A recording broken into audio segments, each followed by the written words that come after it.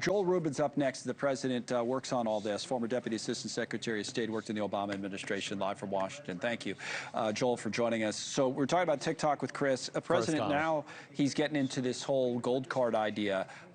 Any views on that before we ask about TikTok, this whole idea, whether it's H-1B visas or other visa programs, where you kind of got to pay to play, and whether it's $100,000 for an H-1B visa or more than that, for, I think, for the gold card, what that means going forward?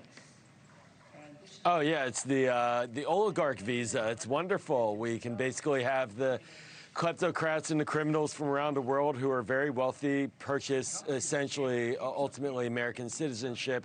And they get to do that because apparently now our country stands for the wealthiest kleptocrats around the world. And that's really disappointing. You know, look, the H-1B visa, to your question, is a visa that brings in highly skilled workers to strengthen the American economy. And ultimately, these people may end up staying here and become productive American citizens, the highest trained, highest qualified people from around the planet. Well, now that's no longer really the goal. The goal is instead to bring the wealthiest people from around the world. And many times these are people we shouldn't want in this country. So on the H-1B visa issue, though, it's still in place. You're just going to have to, there's already an application fee, but nothing close to this. You just still would, if you're the company, again, to me, if you're a big tech company, I don't think this is going to be an issue, but it might be for smaller companies. You got to pay $100,000. So do you have an issue with that? Yeah. You would still let the people in, theoretically, as long as they pay the $100,000 application fee, I think.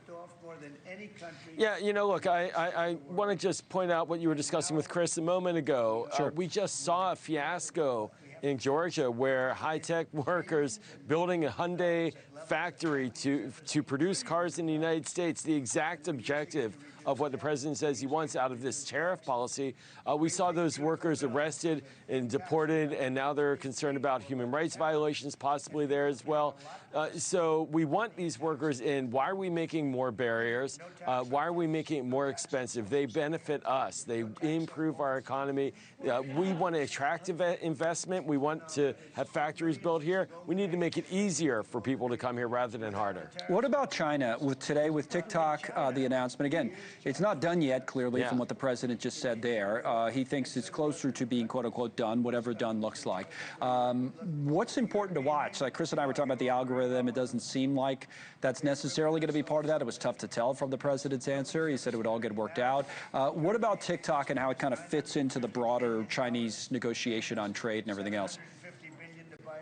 Well, it's sort of the low-hanging fruit or the sort of the candy part of the relationship. If the president can deliver on TikTok and keep it in the Americans' hands, he's going to get a win politically here in the United States. But remember, the reason why this is happening is because Congress, on an overwhelmingly bipartisan basis, passed a law to ban TikTok. And we need to make sure that whatever deal is not done just to keep TikTok alive, but to do so in a manner that protects Americans' security and our national security. So I hope they get that deal done, but that should be separate from any other negotiation with China related to Taiwan, trade, the Russia wars was discussed. A TikTok ban is not a trading point with China negotiations. It's separate, it's discrete, and it's in our interest to do a good job on a deal. All right, Joel, thank you for your patience, your analysis tonight. Joel Rubin with us. You see our Lutnick and the president still going there. Thank you for watching. Subscribe below and download our NewsNation app right now on your phone, and you will get fact-based, unbiased news for all Americans.